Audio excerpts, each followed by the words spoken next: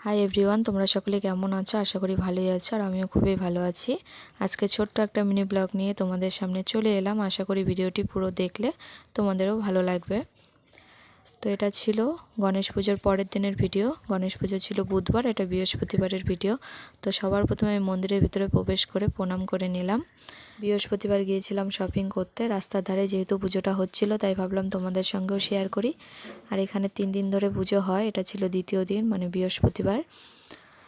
তো বেশ ভালোই লাগছিল, ওদিকে অনুষ্ঠান হচ্ছিল, নাচ গান, আর অনেক ভিড়ও হয়েছিল। কিন্তু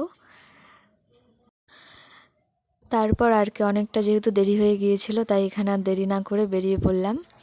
তো বেরিয়ে দেখছি বাইরে খিচুড়ি প্রসাদ দিচ্ছে, তো দেরি না করে খিচুড়ি নিয়ে নিলাম। আর রাস্তায় দাঁড়িয়েই খাচ্ছিলাম।